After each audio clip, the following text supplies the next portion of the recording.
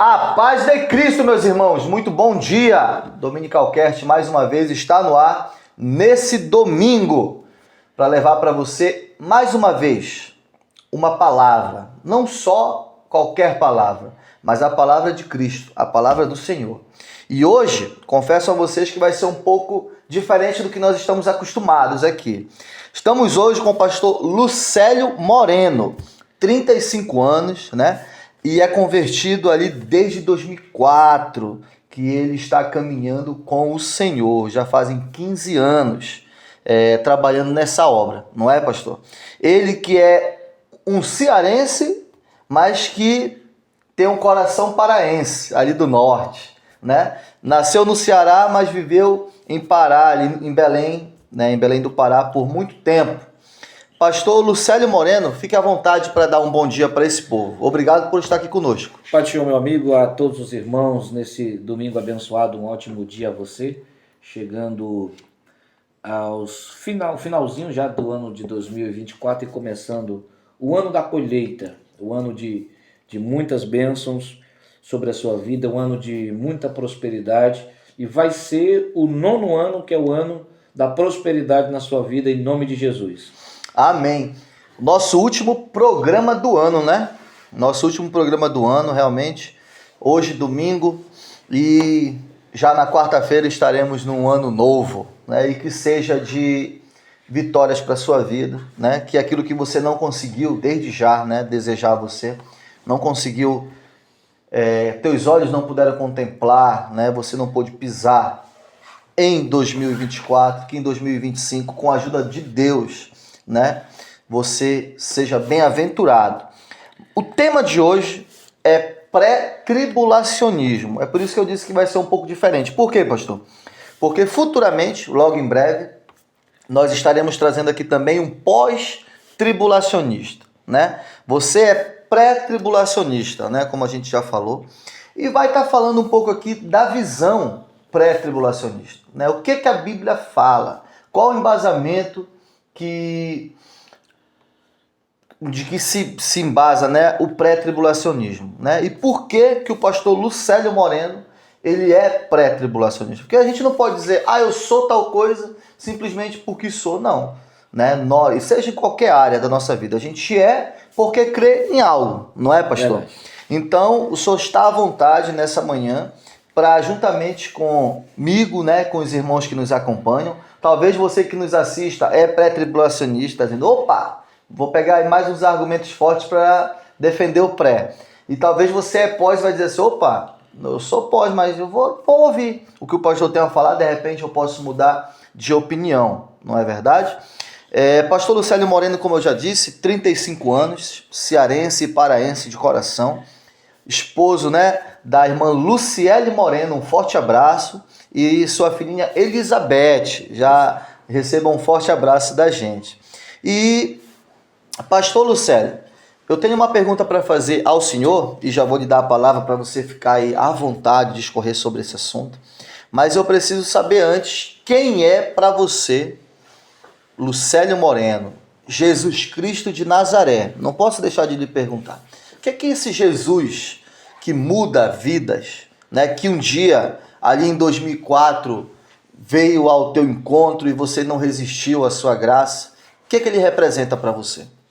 Bom, falando acerca de Jesus, Jesus curou um dia um cego, e Jesus tinha umas estratégias de marketing sensacional. Ele falou para o cego ir ao templo, apresentar-se aos sacerdotes e não contar a ninguém o que tinha acontecido e nem quem tinha curado ele.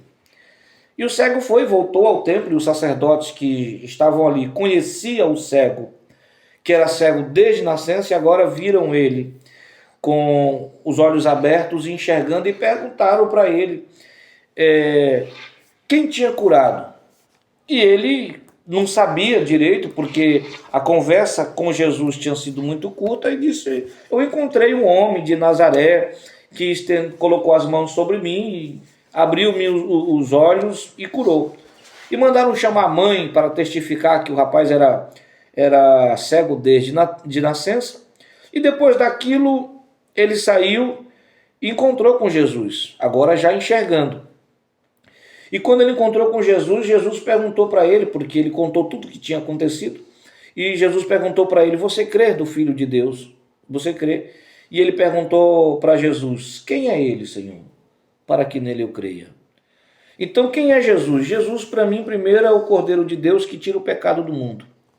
É o Filho de Deus que foi manifestado na terra para o resgate da humanidade, consertar o erro que Adão cometeu no Éden e tirar o pecado do mundo. Então Jesus, para mim, é o Cordeiro de Deus que tira o pecado do mundo, é a manifestação da graça e da misericórdia de Deus no mundo, porque somente através de Jesus é que nós podemos alcançar a salvação e a vida eterna.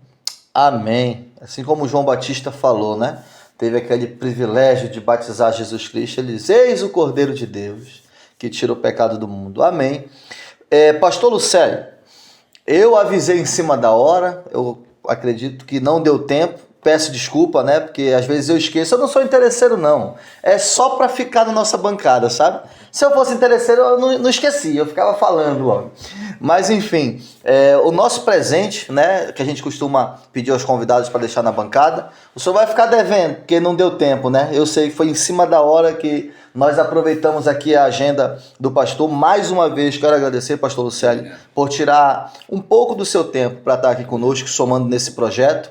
E certamente Cristo irá lhe recompensar, que só Ele pode.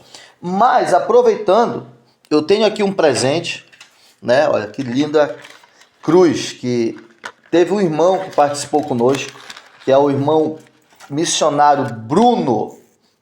Esteve conosco aqui há 3 domingos atrás e no dia ele não pôde trazer também a sua lembrança, mas entregou em mãos, está aqui, está apresentado. Muito obrigado, nosso irmão Bruno, missionário, né? Para você que ainda não viu o episódio dele, volta um pouquinho aí atrás.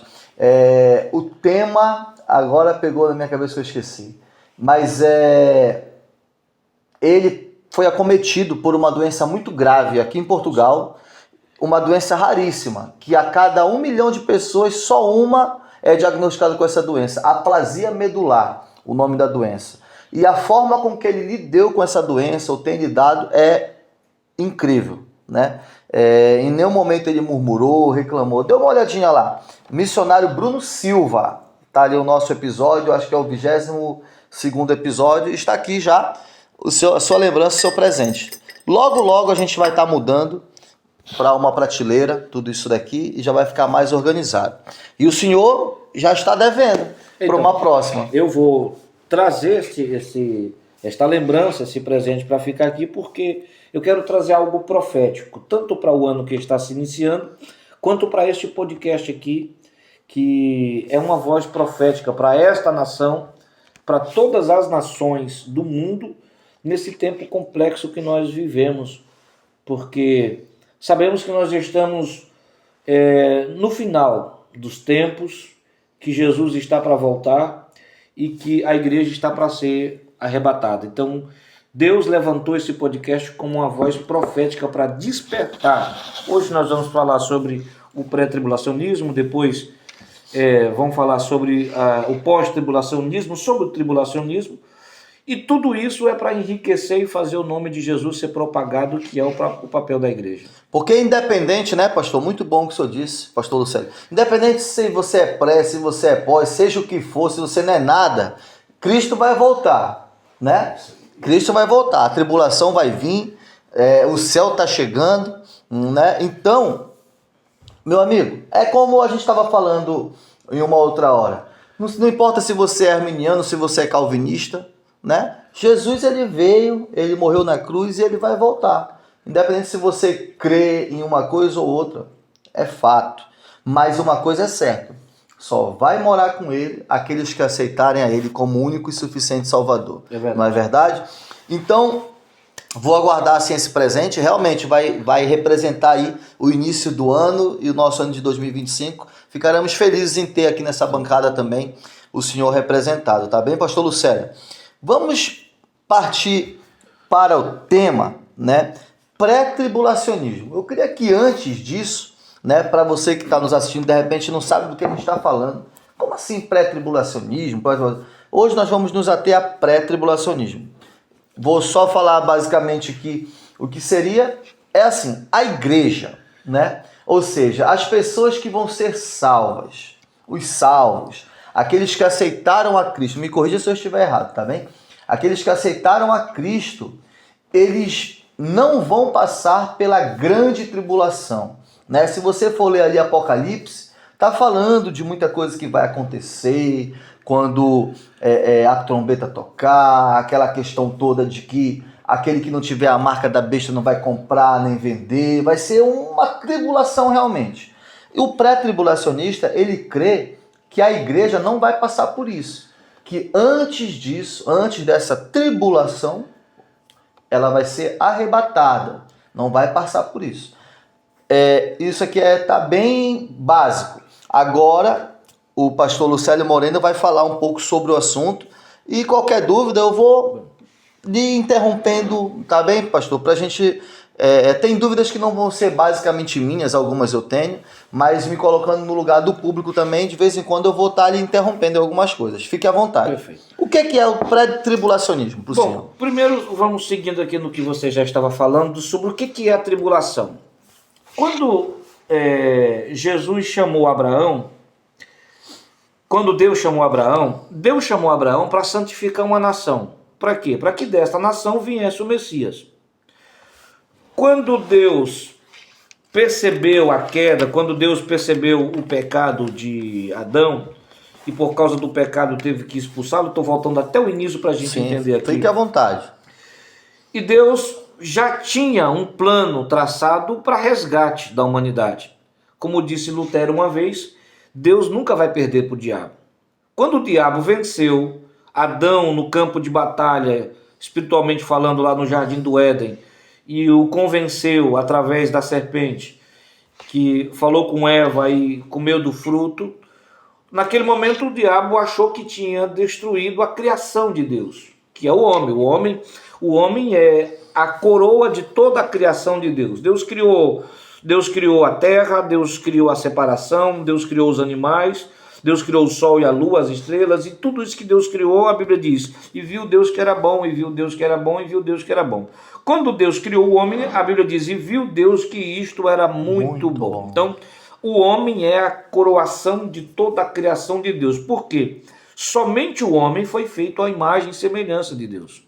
Então, quando o diabo convenceu Adão a comer do fruto, ele pensou, derrotei a pérola de Deus, a coroa da criação de Deus. O homem que era a imagem e semelhança de Deus, eu derrotei. Só que Deus já tinha traçado um plano de restauração para a humanidade, e no plano que Deus havia traçado, a glória que ele tinha preparado era maior do que a que havia dado a Adão no Éden. Por quê? Porque Adão morava no Éden, a Bíblia diz que Deus criou ali um lugar e colocou o homem que havia criado. Então, Adão estava no Éden. Todos os dias Deus vinha e conversava com Adão, recebia de Adão adoração, estava aqueles momentos com Adão. Depois da restauração, Deus vai fazer agora um negócio sensacional. Qual é o negócio? Deus não criou um lugar para vir visitar, Deus trouxe Adão para dentro da sua casa. Então Deus criou uma cidade. Nessa cidade ele mesmo habita, segundo o Salmo 46, ele mesmo habita, e agora ele trouxe a humanidade para morar dentro dessa sua casa. Ou seja, nós não precisamos ficar esperando no Éden como Deus vinha todos os dias. Ao contrário, agora nós vamos estar com ele. Jesus disse que na casa do meu Pai há muitas moradas, para que aonde eu esteja, vocês estejam também. Então, Deus traçou esse plano. E nesse plano, Deus precisava que um homem inocente viesse e morresse pela humanidade. Agora, do jeito que estava a humanidade em pecado, não dava para Deus simplesmente fazer Jesus vir na China, vir na Rússia, vir no meio da África, vir na América. O que ele precisou fazer? Separar uma nação. Daí surgiu os judeus. Porque Deus chamou Abraão, fez um pacto com Abraão. Depois de Abraão, que ele fez o pacto da circuncisão, ele começou a separar o povo. O povo foi para o Egito, Depois de 430 anos, ele tira o povo do Egito e no monte ele dá para Moisés os 10 mandamentos. Depois dos 10 mandamentos, agora, ele manda Moisés criar um tabernáculo para santificar um lugar, para que ele possa descer a sua glória uma vez a cada ano, até chegar em Salomão, que constrói o templo. Nesse período que eles constroem a cidade através de Davi, eles agora têm uma única esperança. Qual é a esperança? A vinda do Messias. Então, a vinda do Messias. Levantou-se os profetas começaram a profetizar acerca de Jesus, e veio Isaías, que foi o grande profeta messiânico, que começou a profetizar a vinda do Messias. E o Messias precisava fazer 3 coisas principais para os judeus. Restaurar a nação, libertar o povo dos seus dominadores. Porque se nós observarmos bem, desde quando o povo foi invadido pela Síria, lá antes ainda de Nabucodonosor, nunca mais eles tiveram liberdade. Porque eles saíram da mão dos assírios, foram para os egípcios, dos egípcios vieram para Nabucodonosor, vieram para a Babilônia. Da Babilônia eles passaram aos medos e os persas, dos medos e os persas Alexandre o Grande, de Alexandre o Grande os romanos, e dos romanos eles foram espalhados na terra. Sempre oprimidos. Sempre oprimidos desde essa época. Desde essa época, vamos dizer que desde quando os 2 filhos de Salomão, Jeroboão e Roboão, separaram o reino entre sul e norte, entre Israel e Judá, o povo passou a ser dominado por alguém. Então, a esperança grande deles de que viesse o Messias era para que o Messias libertasse eles desse domínio. A segunda coisa que eles esperavam acerca do Messias era que sentasse no trono de Davi. A terceira coisa que eles esperavam do Messias era que ele restaurasse Israel como nação. Resumindo para você que está nos assistindo, eles esperavam que o Messias, ou seja, Jesus, ia reinar terrenamente. Exato. Ia ser um rei forte. Exato. De exército, não é? Exato. É isso que eles queriam. Exatamente. Hoje, se você perguntar por que é que os judeus não reconheceram Jesus como Messias, porque faltou se cumprir essas 3 profecias, que vai se cumprir. Ainda vai se cumprir, essas 3 profecias vai se cumprir, mas essa não se cumpriu com Jesus ali há 2000 anos atrás. Então, quando Jesus veio, os discípulos que foram se convertendo, começando com os apóstolos e com a multidão, tinha uns 70, e depois tinha os 120 que estavam lá no cenáculo, eles tinham uma única pergunta para Jesus: quando é que o Senhor vai restaurar Israel? Quando que vai ser essa libertação? Quando que vai ser essa restauração? Aí o que Jesus fez? Sabendo ele que ia morrer, e depois que ele morresse, ressuscitaria, e na ressurreição dele, ele voltaria para cumprir essas profecias, e depois da sua ressurreição, Pedro lhe faz ainda essa pergunta: Senhor, é agora? Porque agora ele morreu, depois ressuscitou, glorificado. Aí Pedro pergunta assim: é agora que o Senhor vai restaurar Israel? Aí Jesus faz um negócio sensacional. Ele não dá a data que vai. Ele não diz o dia, o mês, o dia, o mês e o ano que vai. Mas ele dá os sinais que vão anteceder a sua volta. Aí, nesses sinais, foi que começaram a se construir as ideias de como que é. Ele volta antes, ele volta depois, ele volta. Por quê? Porque Jesus começou a passar os sinais que antecederiam a sua volta. Hoje o nosso grande problema acerca de pré-tribulacionistas, tribulacionistas e pós-tribulacionistas é que por 1.700 anos isso ficou um assunto sem se estudar. Por 1.700 anos. Ninguém falava nisso, ninguém queria saber disso.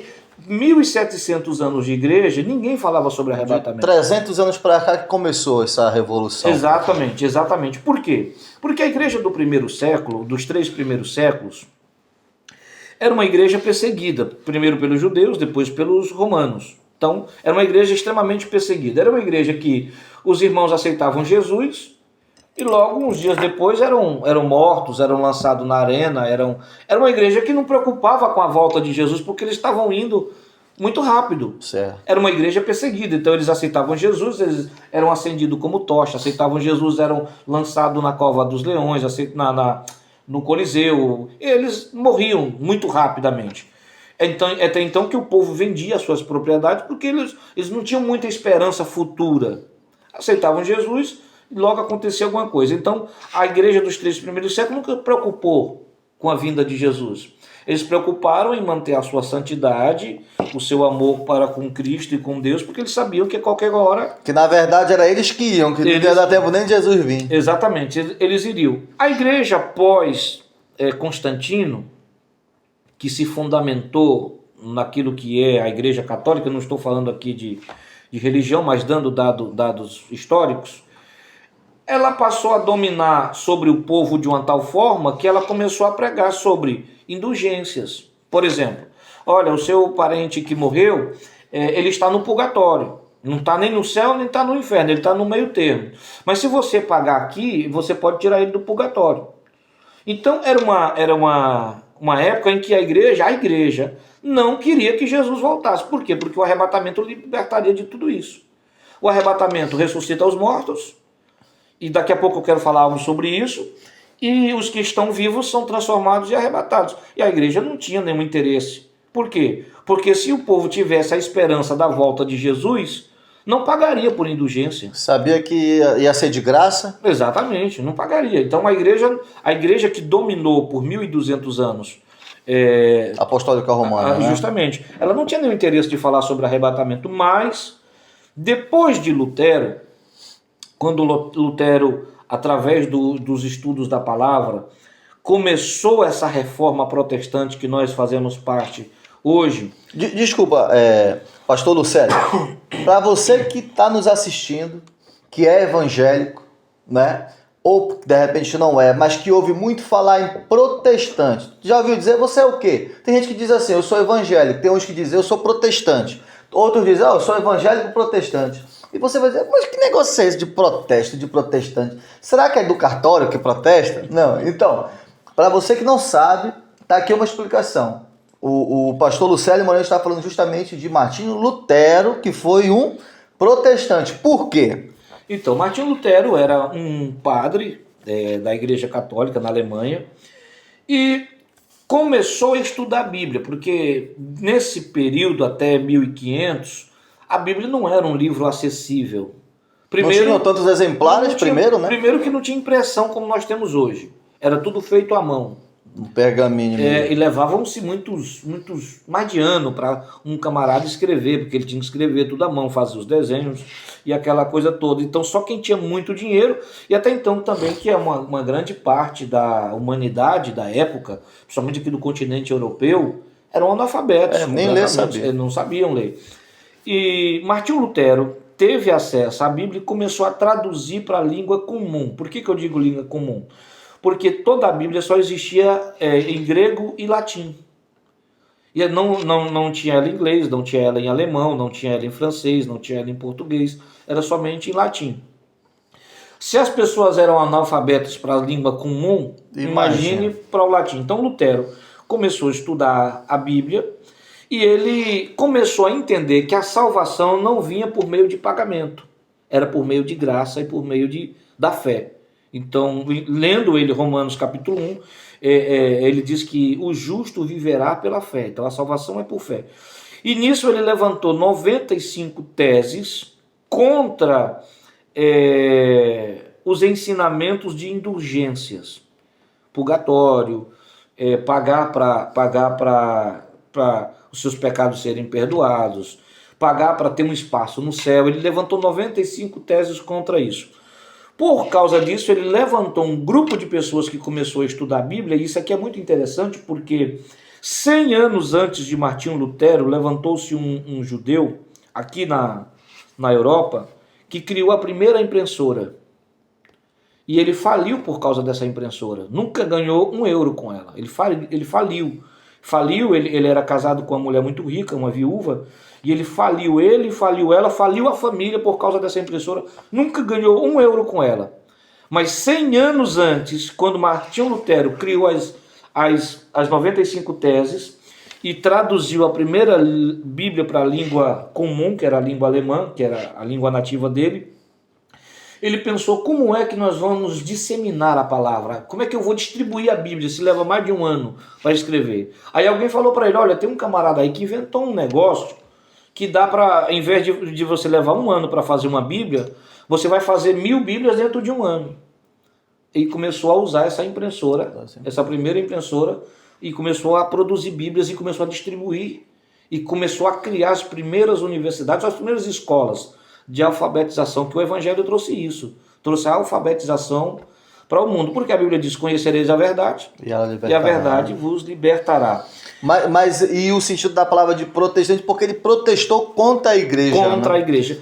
Na ele verdade, só teve, hein, pastor? Então, no caso, ele só teve acesso a essa informação, a Bíblia, né, em si, porque ele era padre. Ele era padre monge, que era aqueles camaradas que fica dentro dos monastérios estudando. Porque não era qualquer padre que tinha acesso, era só mesmo aqueles estudiosos. Então, ele teve acesso primeiro ao Antigo Testamento e depois ao Novo Testamento. Não era um negócio assim também fácil como é hoje. Hoje você tem uma Bíblia no seu telemóvel, em qualquer língua e em qualquer tradução.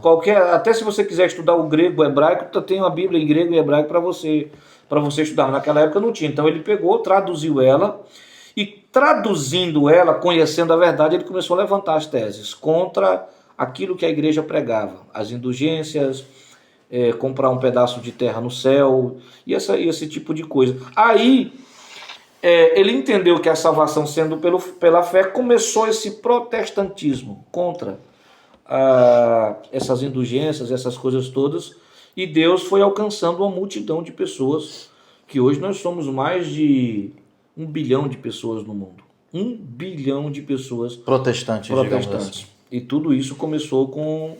Hoje você pega toda a Inglaterra, no geral, ela é protestante. A América do Norte, no geral, ela é protestante. No contexto geral, ela é protestante. O próprio Brasil, eu estava vendo alguns dados, não sei se estão tão atualizados, mas eu vi ontem, por um acaso, que 35% da população do Brasil hoje já é protestante. 35%. E dizem que até 2030 o Brasil vai ultrapassar os 60%. Exatamente. Então você vê como cresceu. Por que cresceu? Pela ação do Espírito Santo. Aí para chegarmos agora... E porque está chegando a hora, não é? Está chegando a hora. Eu quero falar algo sobre isso que pouca gente fala, mas é um negócio extraordinário acerca desse avivamento que Deus está trazendo. Tanto aqui no continente europeu, quanto nas Américas, quanto na África, quanto na Ásia. Vários lugares do mundo Deus está trazendo o avivamento, porque está preparando a igreja para o arrebatamento, e é isso um dos motivos que me fazem acreditar no pré-tribulacionismo. Aí então, depois de Lutero, levou-se mais 200 anos, até que Scofield, Thompson, esses camaradas começaram a estudar acerca do arrebatamento da igreja. Porque toda a igreja, desde o princípio, tinha a consciência que Jesus voltaria, porque essa é a esperança da igreja, a volta de Jesus. Israel espera a vinda do Messias, a igreja espera a volta de Jesus. Agora, o que eles não entendiam era como Jesus voltaria. Aí, somente depois desses estudos de 1700 para cá, eles foram entender Mateus 24, 25, eles foram entender Tessalonicenses 4, 16 em diante, eles foram entender Coríntios, 2 Coríntios, que quando Paulo está falando da ressurreição e no final fala da transformação. Foi que eles foram juntar os textos, que a Bíblia falava, as parábolas do joio e do trigo. Foi que eles foram juntar os textos para entender que na vinda de Jesus ele arrebataria a sua igreja. Então, nessa juntada de textos, levantou-se um grupo que começou a acreditar que Jesus voltaria 2 vezes. Jesus viria, buscaria a igreja, depois voltaria. Quando eles foram estudar os textos, isso passou a não fazer sentido. Jesus vir 2 vezes. Então, levantou-se um camarada que foi o tradutor da Bíblia de Estudo Pentecostal, não sei se você conhece essa Bíblia. Desculpe. É uma das Bíblias mais sensacionais que tem. Bíblia de Estudo Pentecostal. É Donald Strange, se eu não me engano o nome dele. e ele conseguiu juntar todos esses textos e definir como seria o arrebatamento da igreja. Primeiro, a igreja é arrebatada. Depois, Jesus passa pelas boldas do Cordeiro, porque... Posso falar isso aqui, não? Fique à vontade. Quando nós tentamos entender que a igreja vai ser arrebatada depois da grande tribulação, aonde ficam as boldas do Cordeiro, que tem que ser antes do reinado milenar de Cristo? Porque quando nós pensamos na igreja, nós sabemos que a igreja ela é a noiva do Cordeiro. Ela é a noiva, desposada na cruz. Ela é a noiva. Só que nós precisamos entender como que é o casamento pela cultura judaica. O casamento pela cultura judaica é diferente do casamento pela cultura europeia. Na cultura europeia, principalmente nos tempos modernos que nós temos hoje, já houve uma época em que os pais concordavam com o casamento, hoje em dia... Nem precisa mais. Exatamente, cada um decide por si, mas na cultura judaica, que a base de toda a fé vem pelos costumes judaicos, que foi o que Deus deu ao povo no deserto, o rapaz é levado, a aliança é feita entre o pai do noivo e o pai da noiva. Vamos falar de José e Maria. Pronto. Que é um bom exemplo, porque a aliança ela é feita entre o pai da noiva e o pai do noivo. Pronto. O noivo vem e conhece a noiva. Conhece só de conhecer só mesmo. de conhecer. Eu sou Maria, eu sou José, pá. Foi isso que, era esse exatamente o processo que José estava com Maria. Então ele conhece a noiva. Quando ele conhece a noiva, ele volta para sua casa, e quando ele volta para sua casa, ele deixa ela desposada, que era o caso de Maria. Maria estava desposada de José. Só que era um período de 1 ano em que o noivo não morava com a noiva e nem podia tocá-la. Mas ela estava, digamos, prometida para ele. Prometida. Um para o outro. A aliança estava feita. Quando ele vem, que ele desposa ela, normalmente ele dava a ela um presente. O presente mais comum eram 10 dracmas. A parábola da dracma perdida, ele dava 10 dracmas que ela usava para fazer uma tiara e usar no dia do casamento, que é a aliança que hoje nós aqui ocidentais usamos, né? O europeu, essa cultura de cá, usamos a aliança. Antigamente era uma tiara. Era uma tiara que ele dava. E ele voltava para sua casa e ele iria construir a casa, para que depois ele viesse buscar a noiva. Então, ele vinha, conhecia, desposava e voltava. Quando ele terminava de construir a casa, ele vinha novamente e encontrava com a esposa na metade do caminho. Ele não ia mais à casa dela e nem ela ia à casa dele. Eles se encontravam no meio do caminho. Era uma tradição dessa forma. Exatamente, na casa de um parente. Eles se encontravam no meio do caminho. No meio daquele caminho, eles faziam uma festa de 7 dias.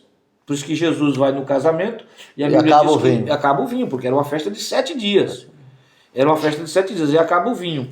E quando terminava ali as boldas dos 7 dias, aí sim é que juntos eles iriam morar naquela casa que ele preparou. Então o casamento acontecia durante os 7 dias ali. Durante os 7 dias, era o casamento. A cerimônia, não é? A cerimônia, exatamente. Então você coloca Jesus aqui dentro do casamento judaico. Jesus veio, conheceu a igreja e desposou ela na cruz. Porque quando Jesus saiu, ele saiu deixando o Espírito Santo. Porque quando o noivo vinha e desposava, ele deixava a dama de honra cuidando, um amigo dele cuidando da noiva como dama de honra. Ele deixava um amigo cuidando da noiva durante o período que ele ia estar fora. Então Jesus vem, dispôs a igreja na cruz e manda o Espírito Santo para cuidar da igreja, que a função do Espírito Santo hoje na terra é cuidar da igreja. É por isso que é o Espírito Santo que nos cura, é Ele quem nos transforma, é Ele quem nos liberta, Convence. é Ele quem nos convence, é Ele quem nos limpa, porque Ele é o amigo do noivo que está cuidando da noiva. Ele cuida da igreja. E Jesus foi, como ele disse lá em João 14, que na casa do meu pai há muitas moradas. Então ele foi organizar isso aqui. Aí agora, quando ele volta para a cerimônia, ele não vai voltar para cá, porque a cerimônia não é aqui. A cerimônia são nas regiões celestiais. Que é na casa, né? Que é na casa, que é na metade do caminho. Na metade do caminho, Na metade verdade. do caminho. Então, ele encontra nas regiões celestiais. E nas regiões celestiais terão as boldas. Então a igreja vai ter que subir até a metade do caminho. E encontrar com ele nas regiões celestiais. Aí, quando nós pensamos na questão, porque é o seguinte, como Jesus não disse a data e nem a hora que ele viria, ele deixou os sinais. O que são os sinais? São a tribulação. Só que ele deixou 2 tipos de sinais para nós usarmos como um parâmetro para saber mais ou menos quando ele voltaria. Primeiro, ele deixou desculpe, o princípio das dores. E aqui que está a grande diferença. Ele deixou os princípios das dores. O que são os princípios das dores? Os princípios das dores são as guerras, os rumores de guerra, as pestes, a violência, nação contra nação. Mateus 24 e 25. Os terremotos, os maremotos, as pandemias, todas essas desgraças que hoje nós já estamos acostumados a... Pai contra filho, filho Pai contra pai. filho. Mas no final ele diz, mas ainda não é o fim. Aí está o detalhe. Ele diz, mas isso não é o fim. Todas estas coisas acontecerão. Então nós vemos que a igreja está passando pelo princípio das dores. A igreja está passando. A igreja passou pelas guerras. A igreja passou por pandemias. Nós nunca tivemos no mundo uma pandemia como essa última que nós tivemos agora. Nunca tivemos. Essa foi a primeira que atingiu o mundo. Digo o mundo mesmo, globalmente falando. Não teve um único país do mundo que não foi atingido. Por mais isolado que seja. Porque você teve a gripe espanhola, que foi uma epidemia que deu no mundo, mas não foi em todos os países do mundo. Você teve a peste negra, mas a peste negra, por exemplo, não chegou nas Américas. Foi concentrada. Dizimou a Europa. A Europa, mas não chegou nas Américas. Então, esta última pandemia que nós tivemos realmente foi uma pandemia a nível global, mundial, que atingiu todos os países do mundo, do mais rico ao mais pobre, do maior ao menor, todos eles foram atingidos. E o que é isso? Isso é Mateus 24. São os princípios das dores. São as doenças, o amor do mundo esfriando. Então, os princípios das dores. E depois disso é que vem o arrebatamento da igreja. Aí vamos lá, eu vou lhe explicar alguns motivos pelos quais eu não posso acreditar que Jesus volta depois da grande tribulação. Primeiro, ele deu mais ou menos um mapa escatológico em Joel, de quando seria o arrebatamento da igreja. Eu vou já passar esse mapa. Depois, nós sabemos que o primeiro sinal que vai testificar a grande tribulação é o governo do anticristo. O governo do anticristo ele vai começar a reinar, e ele vai reinar durante a tribulação. Tanto a pequena... Tanto a primeira quanto a segunda. Porque Daniel diz que é 1 tempo, 2 tempos, 3 tempos e meio. 3 anos e meio. Exatamente. E depois mais 1 tempo, 2 tempos, então são 7 anos. E nós sabemos que o governo do anticristo vai acontecer nesse período.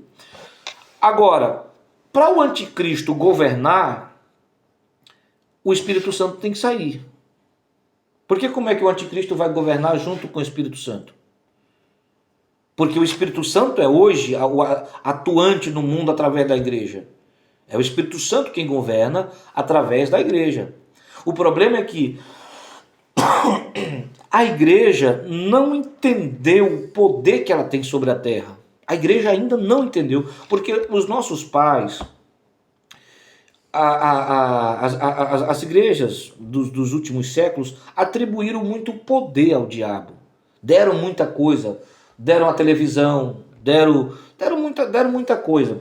E hoje a igreja tem dificuldade de entender, mas se a igreja entendesse o poder que nós temos pelo Espírito Santo, nós dominaríamos espiritualmente falando sobre as nações. Então, o poder agora está com a igreja. Jesus disse: o Espírito Santo vai descer sobre vocês e vocês vão receber poder. E o anticristo vai governar. Como é que o anticristo vai governar se o poder está na igreja? Vamos pegar aqui a estátua de Nabucodonosor para nós usarmos como um mapa de exemplo. Nabucodonosor teve a visão de uma estátua, a sua cabeça era de ouro, que representava o governo dele. Pronto. A segunda parte da estátua era os ombros e o peitoral da estátua, que era feito de prata. A terceira era os quadris e o ventre, que era de bronze, e os quartos, as pernas, que eram feitos de ferro, e os pés, que eram em parte de ferro e em parte de barro. Daniel, quando está descrevendo e interpretando o sonho, ele diz que a cabeça é o reinado dele. Aí ele diz assim: depois de ti se levantará um reino inferior ao teu. Só que se você pegar o reino dos medos e dos persas, era maior do que o de Nabucodonosor. Então já não faria sentido para isso. E aí ele diz assim: mas será inferior. Por que é inferior? Porque Nabucodonosor sozinho conquistou a Babilônia. Desculpe. E toda aquela parte do mundo. Os medos e os persas precisaram se juntar para dominar sobre Nabucodonosor. Então você percebe uma coisa: eles aumentam no domínio e enfraquecem no poder. O próximo governo que vem é de Alexandre o Grande. Alexandre o Grande domina sobre basicamente todo mundo conhecido da época, mas ele enfraqueceu em poder. Depois de Alexandre o Grande, vem os romanos. Os romanos não chegaram a vencer nenhum nem outro. Os romanos surgiram na morte de Alexandre o Grande, que os seus 5 principais generais se dividiram e deixaram um vácuo, e nesse vácuo os romanos apareceram, e os romanos foram muito maior em extensão do que Babilônia, do que Medos e Persas, do que Alexandre o Grande. Dominaram sobre o mundo. Por isso que eles são as duas pernas de ferro. Aí diz que depois vai aparecer um quinto reino. E esse quinto reino é representado entre barro e ferro. E é muito interessante que a Bíblia diz assim: e esse quinto reino até vai tentar ser forte, mas por causa do barro ele nunca vai conseguir. Diz que ele vai tentar fazer alianças, ele vai tentar fazer acordos, mas ele nunca vai conseguir ser forte por causa do barro que está no meio dele. Se você fizer uma pesquisa rápida aí no Google, você vai perceber que passou-se Nabucodonosor, passou-se Alexandre o Grande, passou os Medos e os Persas, passou Alexandre o Grande, passou os romanos, que foi o império que mais durou, mas passou. Aí começou esse quinto. Por que Daniel diz que ele é inferior? Porque a cada governo ele diminui em poder e aumenta em extensão. A cada um deles diminuiu o poder e aumentou a extensão, porque todos esses apontavam para o governo do anticristo. Porque o governo do anticristo é o maior em termos de domínio, mas ele é o menor em termos de poder. Porque esse barro que está no meio dos dedos de ferro é a igreja. E a igreja é a maior fraqueza do anticristo. O anticristo, ele vem tentando dominar sobre a terra o espírito do anticristo, não a pessoa em si, mas o espírito, o governo do anticristo, ele vem tentando dominar sobre a terra desde quando Cristo foi recebido aos céus. Ele nunca conseguiu, por causa da igreja, porque a igreja é o barro. Então a igreja, o anticristo, o governo do anticristo, ele sempre esbarra na igreja. Enquanto houver igreja, ele não tem força, porque a igreja é o barro. Se você pesquisar hoje, aqui na Europa, sobrou apenas 10 monarquias. São 3 principados e 7 monarquias. É o que restou na Europa. E essas 10 monarquias já fizeram de tudo para se fortalecer. E nunca conseguiram. Eles nunca conseguiram se unir. Eles teriam, supostamente falando, por serem 10 famílias tradicionais de mais de 1000 anos, eles teriam poder para dominar sobre a Europa. Mas eles nunca vão conseguir pelo poder da igreja sobre a terra. Pelo poder do Espírito Santo sobre a terra. Então o primeiro ponto que eu não posso entender que a igreja passará pela grande tribulação é que o anticristo não pode governar se tiver igreja. Porque uma das maiores forças do anticristo é o falso profeta. E o falso profeta nós sabemos que ele vai sair do meio de uma grande religião para dar força ao anticristo. E a igreja verdadeira de Cristo nunca vai se submeter a isso. Porque a igreja verdadeira de Cristo ela já venceu o comunismo.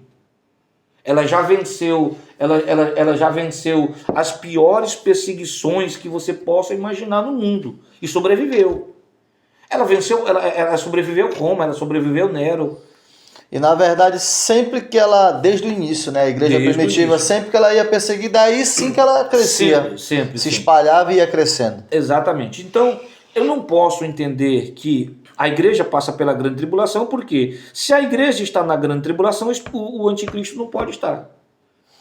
Para quem está nos assistindo também, a grande tribulação, que é o que nós não chegamos ainda, né? Segundo a visão pré-tribulacionista, como o senhor mesmo já disse, que quando houver a grande tribulação, quando chegar, nós estamos passando pelo princípio das dores, não é? Princípio das dores. Quando vier a grande tribulação, aí sim a igreja já não estará mais aqui. Mas o que seria a grande tribulação? Bom, vamos lá.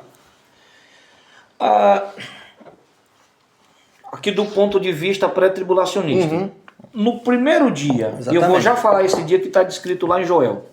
No primeiro dia que a trombeta tocar e a igreja for arrebatada, vai haver um caos no mundo. Porque você imagina que hoje nós somos 1 bilhão de protestantes na Terra, quase 1 bilhão de protestantes na Terra, e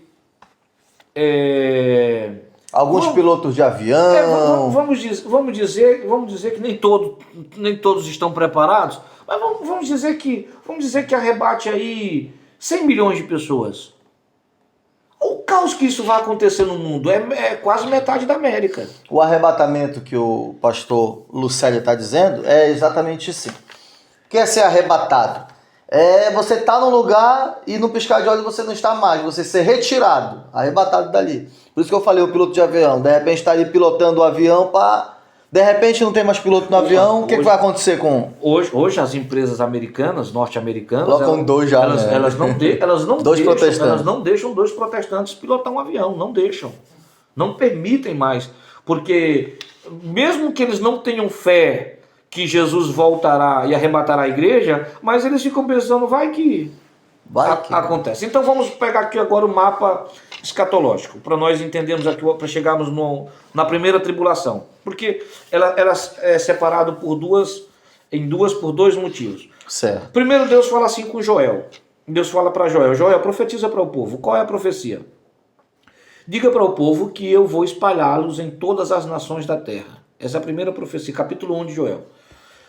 Diga ao povo, você pode depois pesquisar na sua, pode pegar o capítulo 1 de Joel. Vou espalhar em todas as nações, em todos os povos, em todas as línguas, em todos os cantos da terra eu vou espalhar o povo. Tá bem, Joel profetiza para o povo. Aí começa o capítulo 2. O capítulo 2 é o mais sensacional. Quando começa no capítulo 2, ele começa a dizer assim, Joel, agora começa a profetizar para eles que eles vão se converter. Nas nações. Eles vão se converter. Quando eles se converterem, eu vou juntá-los de todas as nações da terra. Eu vou trazê-los de todos os povos, de todas as línguas, de todas as nações, de todos os cantos da terra, eu vou trazê-los de volta. Quando é que o povo foi espalhado para cumprir-se o capítulo 1? No ano 70. Ano 70 depois de Cristo, na revolta dos Macabeus, veio o general Tito, invadiu Jerusalém, matou milhares e milhares de judeus e o resto espalhou sobre a terra. Espalhou. Não ficou um único judeu. Fugiram para todo lado. Não ficou nenhum para se cumprir a profecia do capítulo 1 de Joel. Espalhou em todas as nações da terra. Aí Deus começa o capítulo 2 dizendo assim, Joel, diga para eles que lá nas nações eles vão se converter, se arrepender. E quando eles se arrepender, eu vou trazê-los de volta, de todas as nações. Aí ele começa dizendo assim, quando eu trouxer eles de volta, eu vou restituir o que foi roubado, o que foi consumido, o que o gafanhoto destruiu, o que a praga destruiu. Depois disso, eles nunca mais serão envergonhados. Depois disso, eles nunca mais serão humilhados. Eles vão prosperar na terra e a terra florescerá novamente. Quando é que isso aconteceu? 1960, final da Segunda Guerra, quando Israel foi restabelecida como nação. O povo só voltou para a terra depois da Segunda Guerra. Antes disso, nunca eles voltaram para a terra. Nunca. A terra foi dominada pelos muçulmanos, pelos árabes, pelos ingleses, pelos palestinos, pelos egípcios. E voltaram israelenses de todas as nações, né? Judeus que estavam em todo lugar. Exatamente. Quando terminou a guerra, depois daquela catástrofe que Hitler havia cometido com os judeus, perguntaram, para onde é que nós vamos fazer com esse povo? Quando saíram dos holocaustos, quando saíram das prisões, quando saíram, o que nós vamos fazer com esse povo? Então, como não tinha o que fazer, senão vamos voltar eles para a terra deles. Mas eles não sabiam, mas eles estavam cumprindo a profecia. Porque eles começaram a trazer aqui de toda a Europa, da América do Sul, América do Norte, da Ásia, de todos os cantos do mundo, eles começaram a voltar. E voltou 600 judeus. E os judeus sabiam da promessa também, não é? Sabiam, porque é Joel eles guardam, né? Então eles estavam esperando esse momento. Opa, é agora, vamos para lá. Nem se negaram aí. Exatamente. 600 judeus? Voltaram 600 judeus. 600 judeus encontraram na terra as três nações mais poderosas do mundo pós-guerra, que eram os egípcios, os palestinos e os árabes. E eram eles que ocupavam a terra. E ninguém queria ceder. Ninguém queria ceder. E eles começaram a guerra dos 6 dias. E eles venceram as três nações mais poderosas do mundo pós-guerra, usando paus e pedras. Porque eles não tinham arma. Eles tinham coisas tristes para lutar na guerra. E eles venceram. E eles, em 1960, não estou lembrando, 63, 62, eles tomaram de volta a terra. A Guerra dos 6 Dias, pode pesquisar. Pode pesquisar a Guerra dos 6 Dias. Eles tomaram de volta a terra. Na verdade, desculpa até, na verdade um acordo ali, infelizmente, meio que fraudulento da própria Britânia, né? Da Inglaterra, que acabou prometendo aquela terra não só para eles e para mais outros, e aí quando eles ganharam a Segunda Guerra Mundial, sobrou para as Nações Unidas resolver esse BO. Exato. Mas eles prosperaram, venceram. Depois dessa data para cá, nunca mais eles perderam a guerra. Quando foi que Israel perdeu? Depois de 1960, qual foi a guerra que Israel perdeu? Exatamente. E é uma nação muito pequena. E olha a profecia, e nova, a profecia de Joel, que diz que a terra floresceria novamente. Quando eles assumiram a terra, aquilo era um deserto. Ninguém não produzia nada aquilo ali. Hoje eles são os maiores exportadores de flores do mundo. Literalmente se cumpriu a exatamente, quando o povo entrou na terra, a terra produziu novamente. Então, essa profecia veio cumprindo, trazendo eles de todas as nações da terra. Essa profecia já se cumpriu. Então, capítulo 1, eles são espalhados. Capítulo 2, vão para Mateus. Eles são juntados. Aí é que Jesus começa a falar assim, e há de ser que depois dessas coisas, que coisa? A restauração. Eu derramarei do meu espírito sobre toda a carne. Eu derramarei o meu espírito sobre toda a carne. Vossos filhos e as vossas filhas profetizarão, vossos velhos terão sonhos, vossos jovens terão visões. Então, esta profecia de Joel, da vinda do Espírito Santo, é para cá. É para esse tempo que nós estamos vivendo agora. Jesus não vem buscar uma igreja. Eu vou já chegar aqui num texto para nós vermos sobre isso, para não ficar só em palavras. Então ele diz assim, Joel, aí diga para eles que depois dessas coisas, eu derramarei o meu espírito sobre toda a carne. Aí ele diz assim, porque todo aquele que invocar o nome do Senhor será salvo. E de Sião virá a salvação para a terra, para Israel e para toda a humanidade. De Sião virá a salvação. Até que venha o grande e terrível dia do Senhor. Que dia que é esse? Na Bíblia nós vamos ler vários textos falando assim, o dia do Senhor, o dia da vingança, o dia do meu Deus. Sim, sim. Esses dias falam de um único dia. É o último dia após os 7 anos do arrebatamento, da grande tribulação.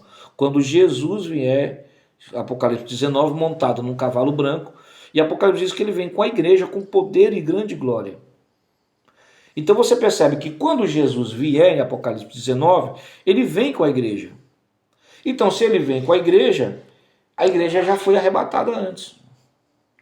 Então vamos lá, cumprindo-se a profecia de Joel, da restauração, então você já sabe que Israel foi espalhado, você já sabe que Deus juntou novamente Israel, e Deus profetizou para Joel, disse assim, Joel, nunca mais eles serão humilhados.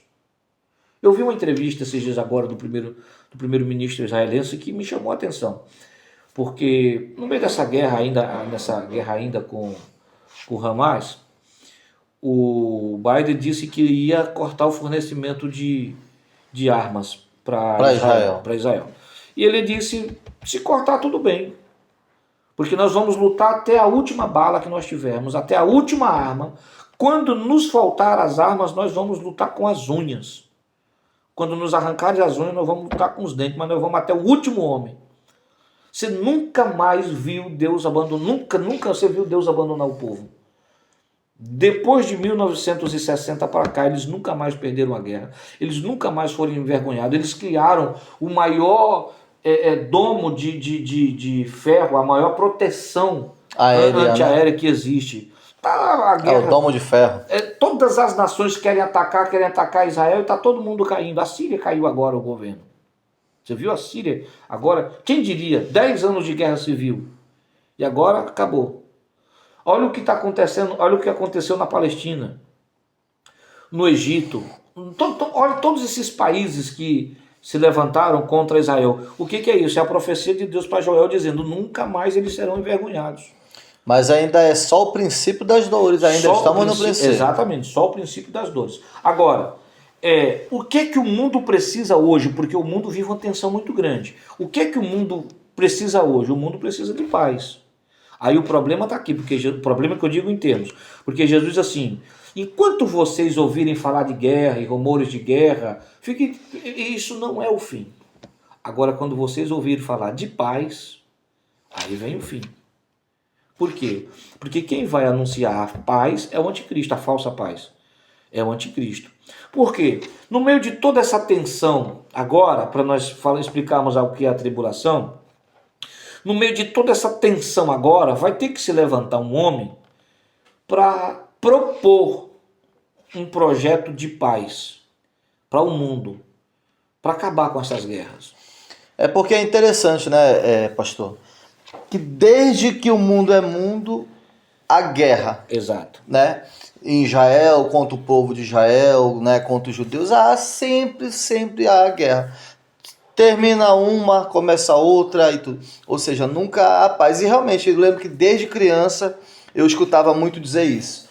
Que quando é que Cristo ia voltar? Quando é que Cristo vai voltar? A gente sempre ouve dizer, olha, quando houver paz em Israel. É por isso que eu não posso basear a vinda de Jesus usando as profecias em guerra. Porque guerra tem, você disse bem, desde quando o mundo é mundo, tem guerra. Começou guerra entre os dois irmãos, Caim e Abel, por causa da oferta e da rejeição. Então, desde quando o mundo é mundo, tem guerra. Agora, o que nunca teve realmente no mundo, nem pós-segunda guerra teve, foi paz. A ONU nunca conseguiu trazer a paz ao mundo. A OTAN nunca conseguiu trazer a paz. Os americanos nunca ninguém conseguiu trazer a paz. Mundial não. Mundial nunca conseguiram trazer. O mundo, por exemplo, nós tivemos aquele período da Guerra Fria. A Guerra Fria, pós-segunda guerra. Exatamente, era a maior tensão do mundo. Dissolveu a União Soviética e o mundo continua nessa tensão, porque começou o processo agora das bombas atômicas. Então o mundo vive nessa tensão. Você imagina que os grandes governantes, os grandes generais, os caras que estão à frente mesmo do controle, esses camaradas não têm uma noite de paz. Exatamente. Porque a qualquer hora um aperta o botão. Exatamente, a qualquer hora um doido desse aí solta uma bomba. Então vai ter que aparecer. Hoje nós temos pelo menos 3. Por que eu sei que o anticristo está para vir? Porque às vezes, deixa eu só falar isso aqui, tem muita gente que fala muito do anticristo, tem gente que espera mais o anticristo do que o verdadeiro Cristo.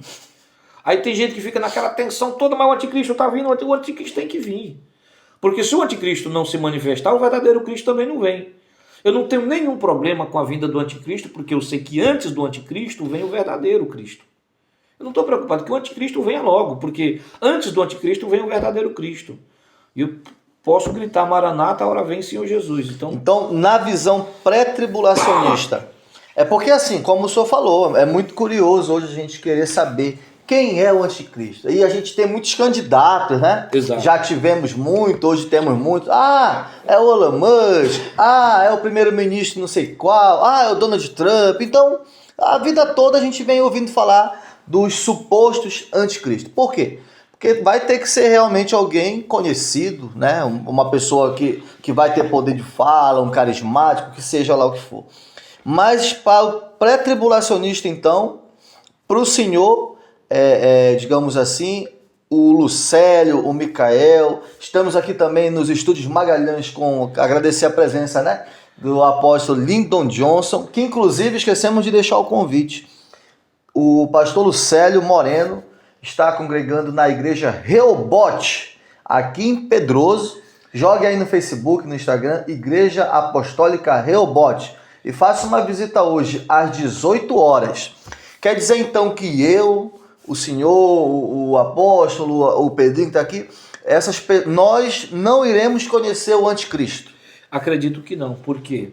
Porque o anticristo só pode governar do ponto de vista pré-tribulacionista quando a igreja for arrebatada. Então é a igreja indo, o anticristo Você tem algum palpite? De quem é? Sim. Bom, por curiosidade. Então tá vamos bem? lá, para definir isso aqui, vamos o seguinte. O anticristo é um espírito que vai se apoderar de alguém.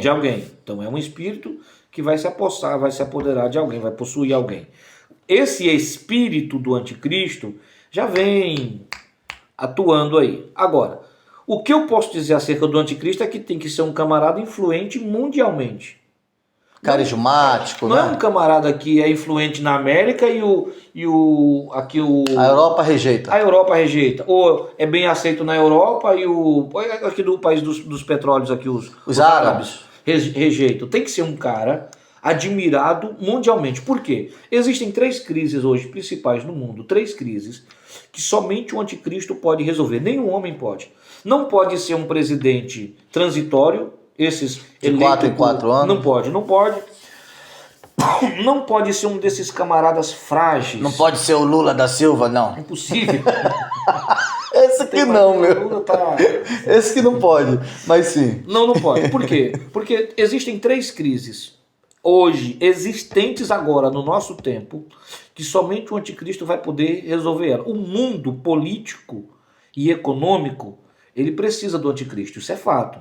Hoje, se você analisar do ponto de vista político, o mundo vive um caos político. Olha, você vê governos sendo depostos, você vê governos caindo, aquela confusão toda. Agora, o que aconteceu na Coreia do Sul, declararam o estado de sítio, depois o camarada foi preso, e o outro, confusão. Então, veja bem, as 3 crises principais que somente o anticristo, somente ele pode resolver, e para você entender que não é um cara pequeno. A primeira dela é a economia. Hoje, a maior tensão do mundo é econômica. Por exemplo, 70% de toda a economia mundial é especulativa. É economia de bolsa. A economia de bolsa ela não existe. Ela existe enquanto você crê que ela existe. Por exemplo, o Elon Musk agora atingiu a marca dos 400 bilhões de dólares.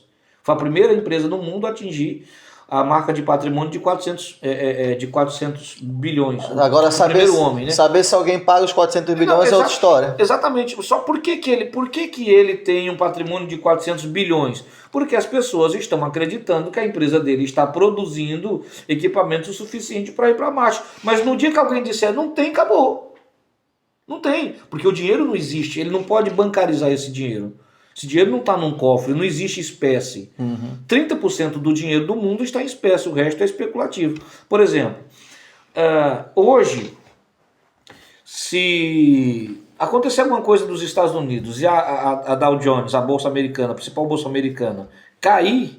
Como foi em 29 ali? Exatamente, a crise de Wall Street, afeta aqui na Europa.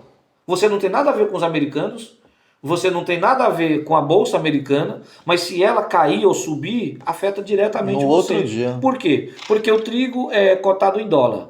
Petróleo em dólar. O preço do seu pão aumenta, o seu combustível aumenta. Você não tem nada a ver com os americanos. Mas se acontecer uma crise lá, você vai refletir no seu bolso aqui, na sua cesta básica, no seu dia a dia. Então, hoje, por exemplo, qual é o maior medo que os americanos têm dos chineses?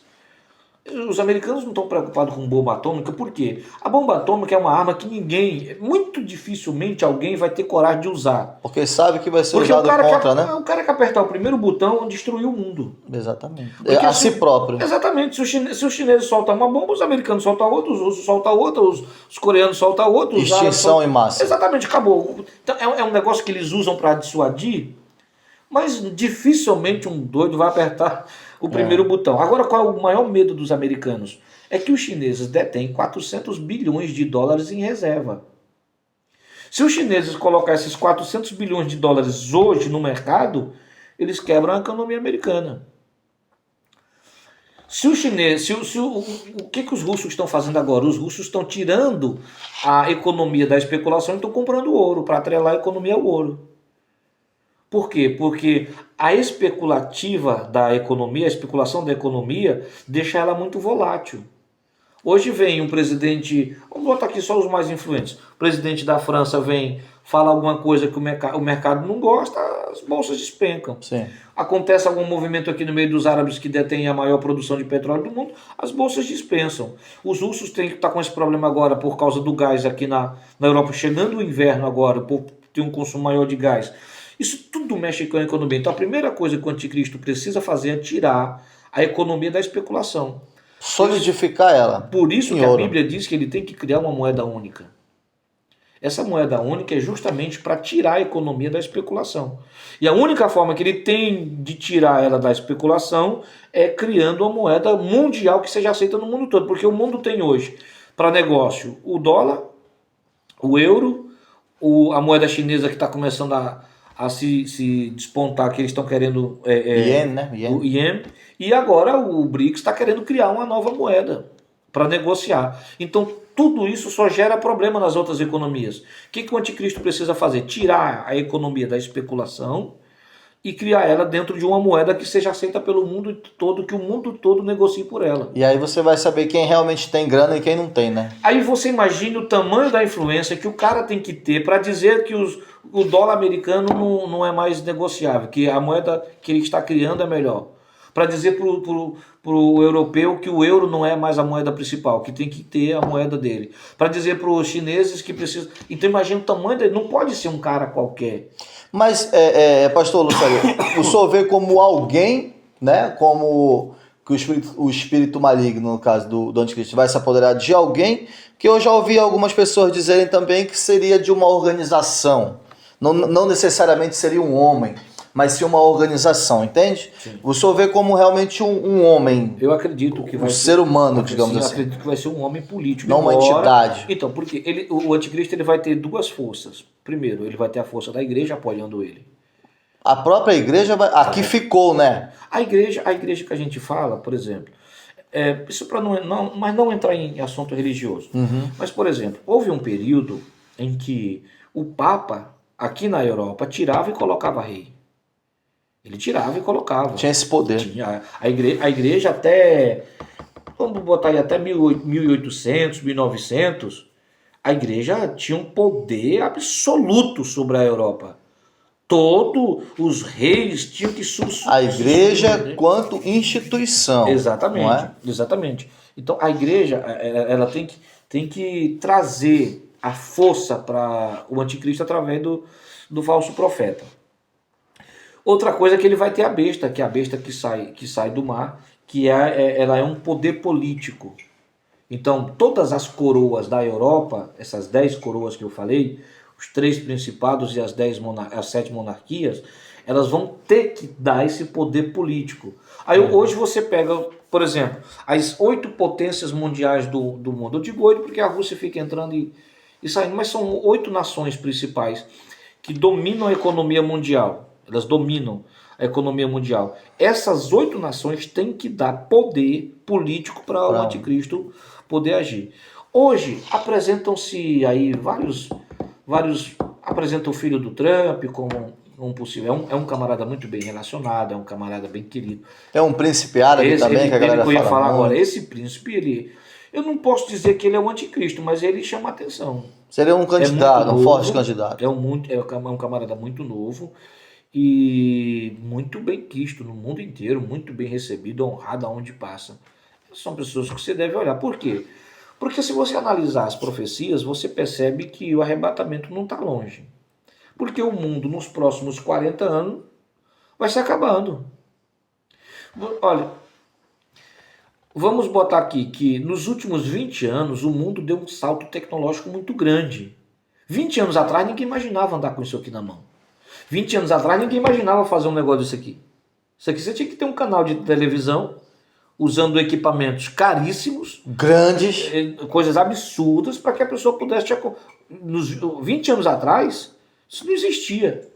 Então você perceba que nos últimos 20 anos o mundo deu um salto tecnologicamente falando muito alto. Mais do que em mil. Alto, muito. O mundo evoluiu, justamente o mundo evoluiu nos últimos 20 anos mais do que tinha evoluído nos últimos 200, que foi quando começou a era da industrialização. O mundo levou muito tempo para sair de 1800 até 2000 em termos de tecnologia. Agora, nos últimos 14 anos, mais ou menos, vamos botar assim, nos últimos 12, que as redes sociais começaram a explodir em 2010. Surgimento dos smartphones em 2010, mais ou menos. Exatamente. Ali. Então você percebe o grande salto tecnológico que teve nos últimos 10 anos, foi muito grande, absurdo. Hoje, se você pegar uma criança de 3 anos e colocar isso aqui na mão dela... Faz o que quiser. Exatamente. Então você perceba que se o mundo evoluiu desde tanto de tempo em 20 anos, o que vai acontecer nos próximos 20? O salto tecnológico que isso não vai dar. Então você bota aqui nos próximos 40, isso aqui se acaba. Então, Jesus precisa, analisando pelas profecias, voltar nesse intervalo aqui. Então o anticristo ele já deve existir por aí. Digamos assim, tá só esperando Cristo vir, então. Exatamente. Então, para nós resumirmos aqui, quando Jesus voltar e arrebatar a igreja, ele vai surgir com essa promessa de paz. Por isso nós chamamos de tribulação e grande tribulação. Ele vai surgir com essa promessa de paz, vai fazer aliança com as nações, com Israel. Mas sabe o que é que eu fico pensando, pastor? Não discordando, né? Sim. Do pré-tribulacionismo ou sendo pós, não, independente disso. Mas quando Jesus voltar, vai acontecer algo nunca visto na história da humanidade, né? Primeiro que, na verdade, não é nem quando Jesus voltar, na verdade é quando houver o arrebatamento da igreja, não é? Quando houver o arrebatamento da igreja... Pronto, aviões vão cair, carros vão ficar desgovernados, vai ter uma catástrofe mundial. Então vai acontecer algo que não só pelo fato dessas pessoas sumirem, vai chamar a atenção do mundo todo, daqueles que ficarem, mas também pelas tragédias que vão acontecer devido a isso, né? Você já imaginou tantas coisas por aí sendo guiadas e pronto, por tudo isso. Isso não chamaria muita atenção daqueles que ficaram, para dizer assim, vocês estão vendo? A palavra de Deus está se cumprindo. Porque hoje em dia a gente fala para as pessoas, como o senhor está falando aqui, que tudo está se cumprindo. Mas as pessoas não acreditam ao pé da letra. Dizem assim, sempre teve guerra, sempre foi assim. Um dia Jesus volta mesmo, mas não vai ser agora. Mas nesse caso vai ser um fato que vai realmente marcar a volta de Jesus. Não é? Por exemplo, aconteceu o arrebatamento. Uma coisa mundial que vai chamar a atenção de tudo e de todos. Então, para quem ficar, essas pessoas que conhecem a palavra, mas que de repente não aceitaram, de repente alguém que está assistindo agora e que gosta de acompanhar tudo, mas não aceitou a Cristo como Salvador, ela não vai ser arrebatada, certo? Não vai ser arrebatada porque não aceitou Cristo como seu único e suficiente Salvador. Mas para essa pessoa vai ficar claro que o anticristo, que o próximo passo vai ser o anticristo. Então, automaticamente, essa pessoa vai rejeitá-lo. Não é? Não seria assim? Mas é porque você está pegando do ponto de vista cristão, de alguém que já entendeu isso. Mas você pare para pensar agora, falando assim, em termos de nação e cultura. Pare para pensar nos chineses. Pare para pensar nos árabes. Pare para pensar nos africanos, eu digo em termos de aldeia. Para eles vai ser um acontecimento qualquer. Aí vai aparecer alguém com a explicação para isso. do ponto de vista, o camarada que já esteve na igreja, o camarada que já leu Bíblia, o camarada que já participou de um... O Raimundo, que está na igreja no mundo. Exatamente. Esse camarada vai ter consciência. Ele vai pensar, fiquei. Mas essas outras pessoas que nunca nem ouviram falar, chineses, eu estou falando chineses em termos de cultura chinesa, Sim. os japoneses, os coreanos, essa turma aí, os árabes, que nunca ouviram falar do cristianismo. Que para eles, o cristianismo, eles não têm tanto acesso à liberdade de expressão, à TV, a essa... Não tem. Você pega... E eu vi um filme outro dia falando sobre o arrebatamento, que inclusive é coisas que a gente pega umas notícias aí e fica se perguntando, que até as bíblias digitais vão começar a ser banidas, apagadas, riscadas da história. Na verdade, olha, existe hoje, já está pronta, uma Bíblia editada completamente diferente da nossa para ser lançada no mundo. E essa Bíblia vai ser introduzida. O próprio Papa, há uns 3 anos atrás, fez uma reunião ecumênica no mundo, juntou vários líderes mundiais, dizendo que a Bíblia precisava ser reeditada. Por quê? Segundo a ideia que ele tinha, a Bíblia ela é machista, por causa do patriarcado, ela é racista, porque ela faz essa... xenofóbica e homofóbica.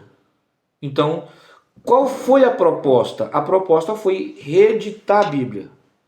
E existe hoje uma Bíblia pronta, editada já.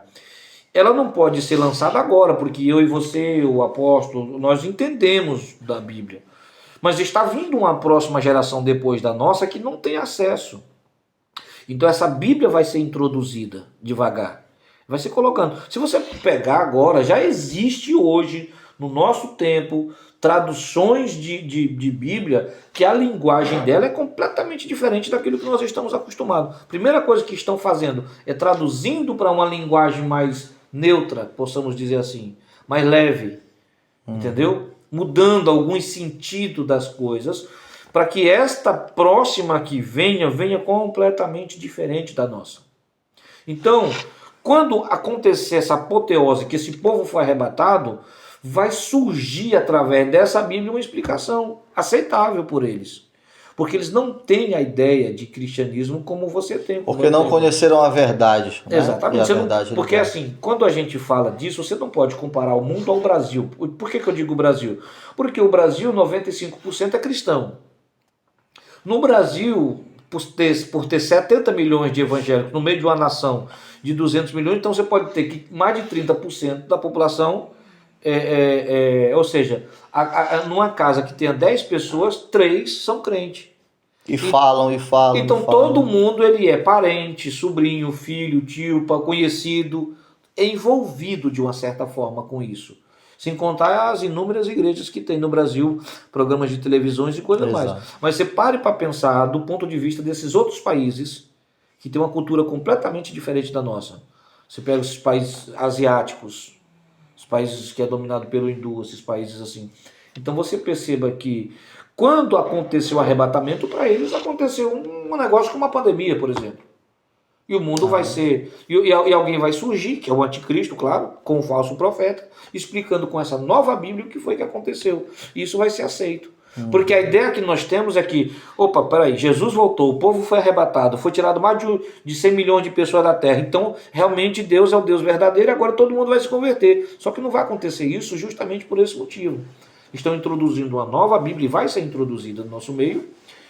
E vai surgir uma explicação plausível para Terão isso. Alguns remanescentes, mas que vão ser perseguidos e mortos. É bem igualmente, provável, exatamente, né? Vão ser perseguidos. Então, para a gente ir partindo para o fim, concluindo, após o arrebatamento, que é, deixando mais uma vez bem claro aqui, o pré-tribulacionismo, então a igreja vai ser arrebatada. Nós já estamos passando pelo princípio das dores, como está em Mateus, não é? Mas não é o fim. Aí sim, agora, se aproximando cada vez mais, a igreja será arrebatada e vai chegar então o momento dela noivar com Cristo. Na verdade, casar, né? Casar, no meio do caminho que foi o que o senhor falou. O noivado foi na cruz.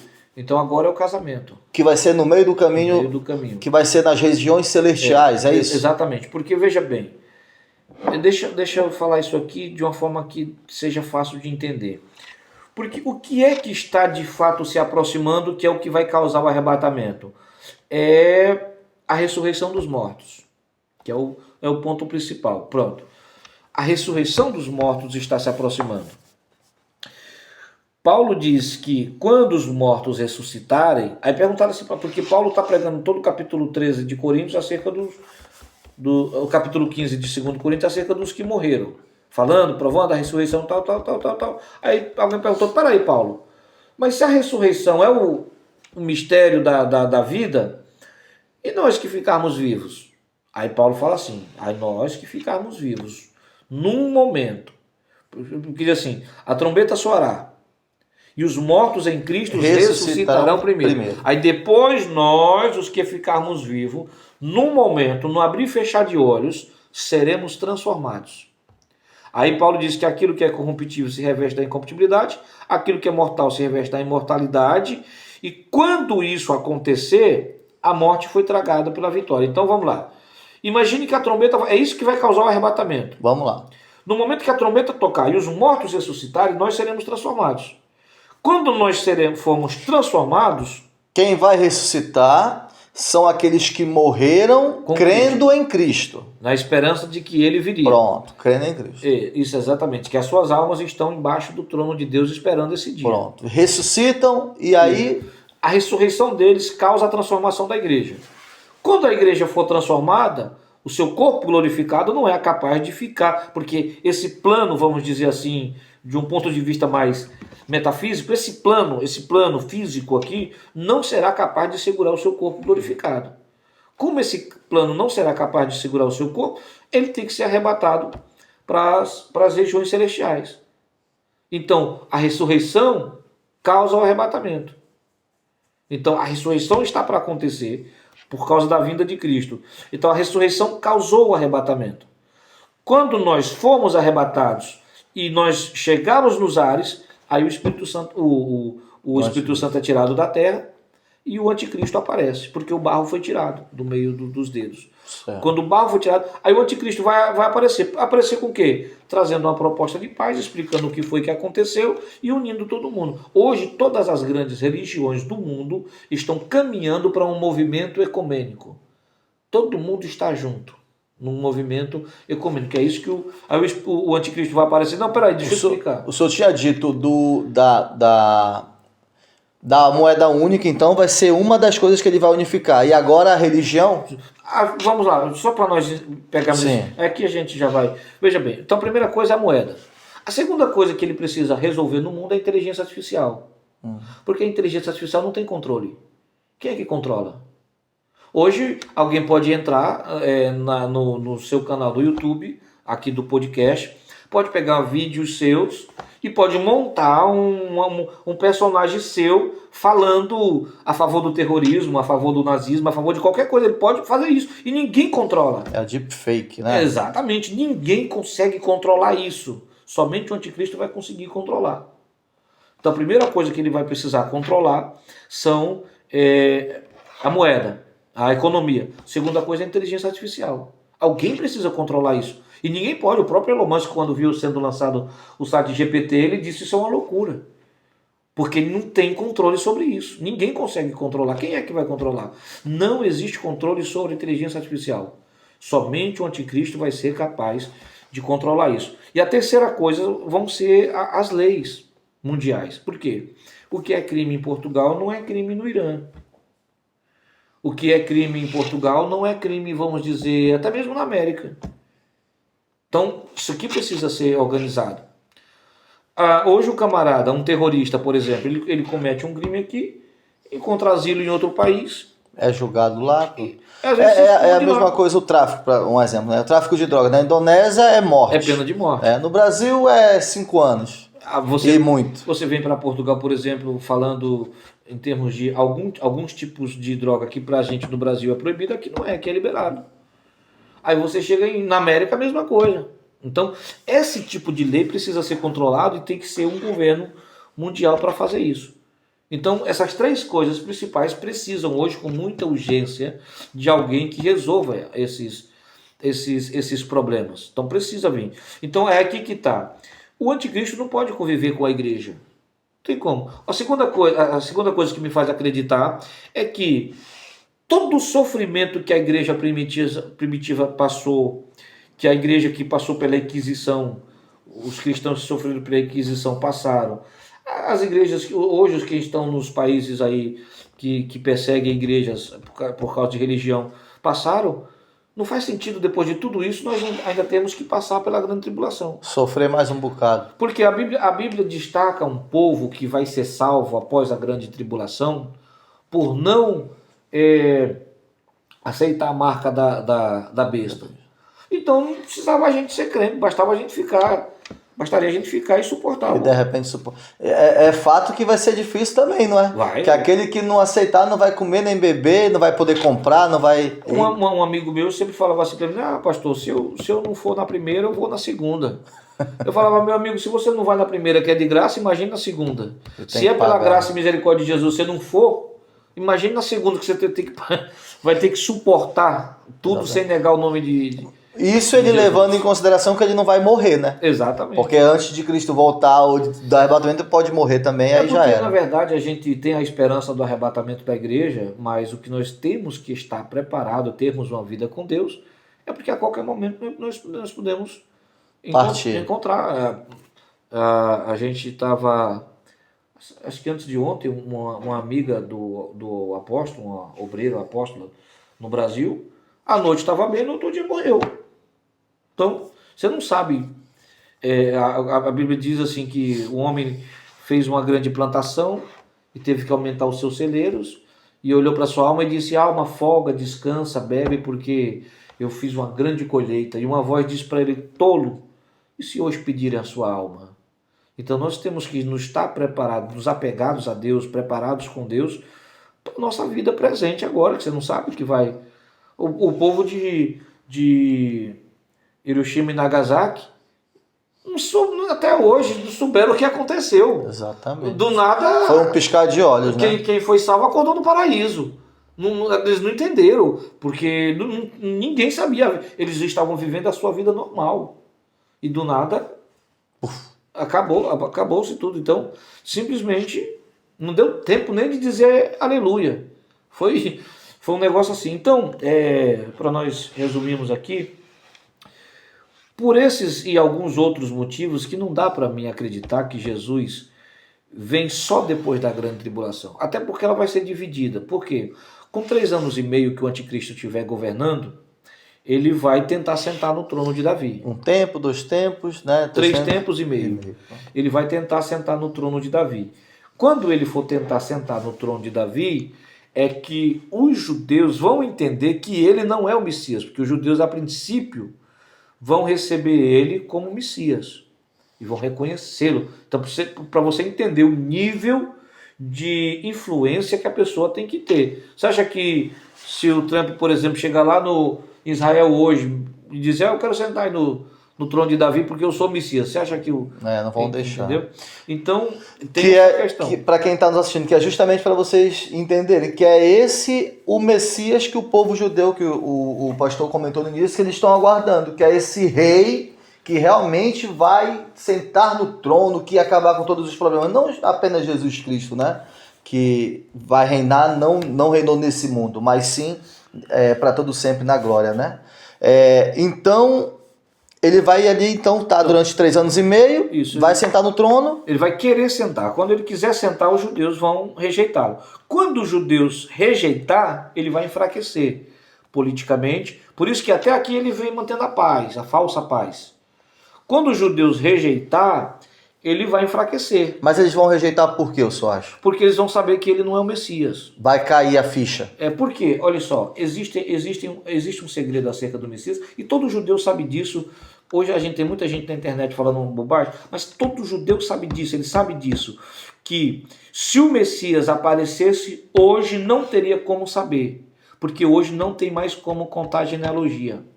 Só se pôde contar a genealogia até Jesus, até o ano 70. foi quando o povo foi espalhado na terra. Depois dali, não tem mais como contar, não tem mais como saber que ele vem da casa de Davi. Então hoje se aparecer um judeu e dizer, não, eu sou o Messias, mas como é que vai provar que ele vem da casa Descendente de Davi. Hoje não tem mais como, porque as tribos se desmancharam, se desfizeram.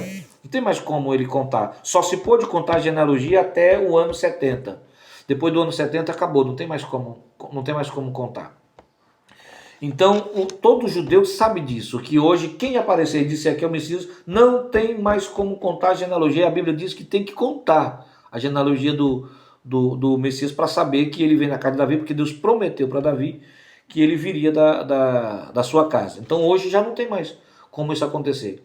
Então quando ele quiser sentar no trono, que eles vão olhar para, peraí, mas não vem da casa de Davi. Aí eles vão rejeitar. Quando eles rejeitarem, ele vai enfraquecer politicamente e em termos de religião. É nesse período que vai aparecer o Leviatã. Nesse tempo vai aparecer o Leviatã. Após os 3 anos e meio. Os primeiros 3 anos e meio. Aí quando o Leviatã se levantar, todas as nações da terra vão guerrear contra o Leviatã. E o Leviatã vai destruir nesse período todas as armas do mundo. Todas as armas, as bombas atômicas, os foguetes, todo tanque, tudo eles vão... Nada vai ser capaz de derrotar ele. Nada, porque eles, tudo isso, a Bíblia diz que ele vai comer como biscoito, como se fosse um biscoito. Vão jogar todas as bombas no Leviatã e ele vai destruir todas as bombas. Quando o Leviatã acabar com todas as bombas da terra, que ninguém mais tiver como guerrear contra ele, aí ele vai dar poder ao anticristo de novo, para que o anticristo governe por mais 3 anos e meio. Aí é nesse período agora que vai começar a grande tribulação.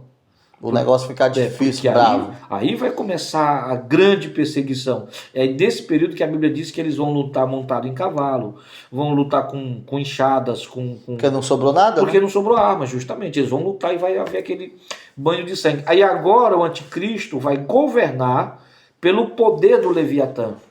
Aí não tem como é que alguém vai vencer ele agora? Que agora ele vai governar pelo poder do Leviatã.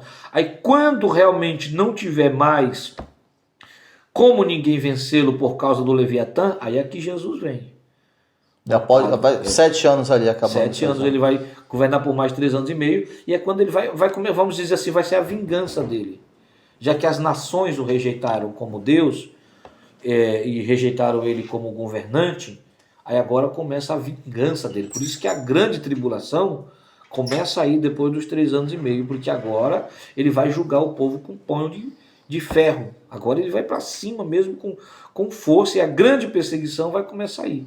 Depois que terminar os 3 anos e meio, começar o novo 3 anos e meio, aí no final desses 7 anos, aí é o dia do Senhor, o dia da vingança, o dia do meu Deus, é o dia que Jesus vem montado no cavalo branco, da sua boca sai uma espada para julgar as nações da terra. Aí ele vai descer sobre o Monte das Oliveiras. O Monte das Oliveiras se divide em 2, e todos esses que sobreviveram à grande tribulação agora vão passar por baixo da grande tribulação. E aqui a revolta dos judeus, porque os judeus queriam que a igreja aceitasse Jesus através do judaísmo. E agora vai ser o contrário. Eles vão ter que reconhecer Jesus através da igreja. Esse é o problema. Porque isso foi profetizado desde Abraão. Desde Abraão, desde Jacó. O maior servirá ao menor. Manassés e Efraim. Quando Jacó foi abençoar, que ele cruzou a mão, e José disse, não pai, está errado. Aí Jacó disse assim, não, é assim que vai ser. O maior servirá ao menor. Porque como eles rejeitaram, ao invés da igreja buscar por eles, eles que vão encontrar o Messias agora. Aí, porque é aí que vai... Aqui eu não quero gerar polêmica com isso, mas é aqui que vai surgir as 2 testemunhas. Porque as duas testemunhas, elas vêm para provar para os judeus que o Cristo, o Jesus nascido de Maria, é o Messias. As 2 testemunhas vêm para isso aqui. Para provar para os judeus que o Cristo... Porque que até então ainda vão estar cegos quanto a isso. Né? Porque durante a grande tribulação as 2 testemunhas vão surgir, e eles vão passar pelas mesmas coisas que Jesus passou.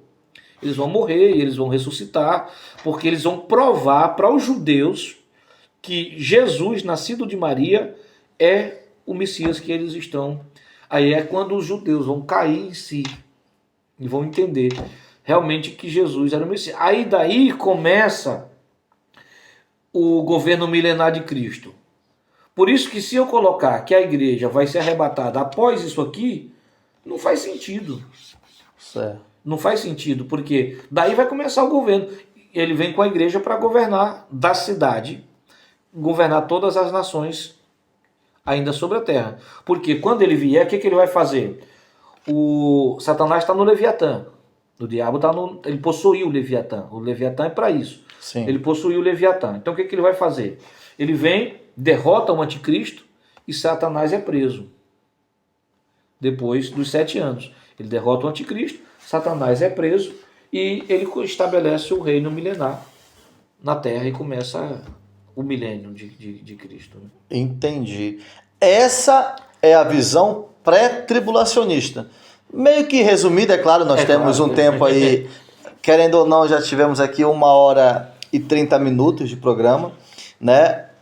Eu não sei se o pastor Lucélio, de repente, deixou algum ponto aí, alguma coisa que gostaria de pontuar, mas eu acredito que para quem nos assistiu até agora, deu para entender bem o que se trata, né? O pré-tribulacionismo e por que a igreja não vai passar pela tribulação, digamos assim. Pegando alguns pontos que o senhor falou, realmente faz todo o sentido. Vou aguardar aqui agora o próximo, né? Para também estar discorrendo sobre o assunto. Mas, mais uma vez, pastor Lucélio Moreno, esse cearense e paraense de coração, diretamente ali de Belém do Pará e de Portugal para o mundo, aqui conosco. Gostaria de agradecê-lo mais uma vez, pastor Lucélio. E algo mais que o senhor queira dizer quanto a isso? Algum ponto que faltou? Eu acredito que a gente fez toda O mapa. o mapa, né? Mas ali, eu acho que só faltou um momento. Quando Cristo vai noivar com a igreja? Então, vamos lá. Que o senhor chegou a dizer que vai ser no meio do caminho. Sim. Vai ser em que período, mais ou menos? Então, vamos lá. O noivado foi na cruz. Exato, Na verdade. cruz. Então, ele noivou na cruz e deu o Espírito Santo para cuidar da noiva. Pronto. No momento que partindo aqui do casamento judaico, Sim. ele vem e encontra com a noiva. Mateus 25 conta a parábola das 10 virgens. Aquelas 10 virgens ali não fala da igreja. Ali não, Jesus não tem 10 noivas, 5 noivas, Jesus tem uma. Ali fala dos 5 ministérios. 5 ministérios: apóstolo, profeta, evangelista, pastor e mestre. Ali são 5 virgens prudentes. São 5 ministérios. A primeira coisa que Jesus vai fazer antes de buscar a igreja, isso aqui você já pode... Olhe bem, aí eu já vou chegar aqui no... Eu quero que todo mundo que já foi crente ou que está na igreja, que está frio, atente para isso aqui. Antes de buscar a igreja, Jesus vai fazer esse despertamento. Porque veja bem, a Bíblia diz que eram 10 virgens. E a Bíblia diz que todas as 10 dormiram. Diz assim, tardando o noivo, elas dormiram. Todas elas adormeceram. Mas a Bíblia diz que enquanto elas estavam dormindo, ouviu-se um grito. E o grito dizia assim, aí vem o noivo. E todas as 10 acordaram. A questão é que 5 têm azeite e 5 não têm. Esse grito é dado pelo Espírito Santo. Para quê? Para despertar os 5 ministérios. Apóstolo, profeta, evangelista, pastor e mestre. Porque se você olhar, parece que toda a igreja está dormindo. Toda ela está dormindo. Mas se você observar, Deus está trazendo um grande avivamento sobre a terra. Nas Américas, aqui na Europa, Deus está fazendo um avivamento muito grande. Está abrindo-se muitas igrejas, Deus está trazendo brasileiros, Deus está trazendo africanos para despertar esta nação que já foi invadida pelo Pentecoste. Paulo trouxe o avivamento para cá, os 20 heróis da fé, 18 foram aqui na Europa. E hoje ela está adormecida, mas Deus está trazendo gente para despertar esse país novamente. Deus está trazendo uma nova visão sobre os apóstolos, os pastores, os bispos. Deus está trazendo uma nova visão, novas revelações sobre esse povo. Por quê? Porque ele está despertando os 5 ministérios novamente, para despertar a igreja. Então, veja só. Primeiro, esses 5 ministérios aqui são as 5 damas de honra que ficam com a noiva. Porque ele deixava 5 damas de honra e o amigo para cuidar da noiva. O ministério em si, o apóstolo, o profeta, o evangelista, o pastor e o mestre, eles têm a responsabilidade de preparar a noiva para encontrar com o noivo. Essa responsabilidade Deus deu a nós, de preparar a noiva para encontrar com o noivo. Então, a primeira coisa que ele está fazendo, e já está fazendo, é despertando. Esse grito é o Espírito Santo despertando, dando nova visão, novas visões. Por isso que tem surgido igrejas com visões extraordinárias, porque Deus está despertando isso. Então, esses 5 ministérios aqui, junto com o amigo, levam a noiva até o meio do caminho, que é as regiões celestiais. O amigo que é o Espírito Santo. O Espírito Santo, junto com esses 5 ministérios aqui, porque é o Espírito Santo que dá fundamento a esses 5 ministérios aqui. Leva até a metade do caminho. Jesus vem e encontra a igreja aqui nas regiões celestiais. Encontra aqui. Aí começa a festa dos 7 anos. Que o casamento judaico é feito assim. O casamento judaico, dos 7 dias. Dos 7 anos aqui na terra 7 dias, mas lá são os 7. Serão 7 anos. Começa a festa dos 7 anos. Nesses 7 anos, Jesus vai... Sabe quando Jesus está participando da última ceia, ele diz assim, nunca mais eu vou beber o fruto da vide, até que aquele dia beba convosco no reino... É para esse dia aqui. Primeiro que Jesus vai nos servir a ceia, nesse momento. Que é assim que o casamento judaico ele é consumado assim. O noivo bebe de uma taça, e depois essa mesma taça ele passa para a noiva, e eles quebram o copo. Daí eles estão casados, né? E pronto. Então, começa aqui. A igreja sobe, Jesus vem e encontra nas regiões celestiais. A gente diz sobe porque nós temos essa visão gravitacional, né? Mas, como no universo você não sabe qual é o lado de cima e o lado de baixo, imagina na dimensão... Então, de qualquer forma, vamos encontrar na metade do caminho, que é as regiões celestiais. Encontra aqui. Encontra lá, o primeiro dia de tribulação na terra é o primeiro dia das bodas nas regiões celestiais com a igreja. Aí, durante esse período, vai acontecer o tribunal de Cristo, que é o tribunal de Cristo não é um tribunal para julgamento de condenação, é um julgamento de obra. O que você fez, você vai ganhar. O que você fez, você vai ganhar. Aquilo que você fez para o reino, terá a recompensa, e aí vai montando as suas patentes. Isso vai durar 7 anos. Quando findar os 7 anos, ele já vem casado, já é esposa. É por isso... E durante esses 7 anos é justamente o período que vai estar surgindo tudo aquilo. Os 3 anos e meio, depois mais 3 anos, que o pastor já disse anteriormente, do Leviatã, do Anticristo, pronto. Isso a igreja vai estar lá no noivado, na festa. Exatamente. É por isso que quando nós estamos já na cidade, capítulo 22 21 e 22 do Apocalipse, diz assim, o Espírito e a esposa dizem vem. Porque ela já é casada. Já não é mais. Lá não é mais noiva.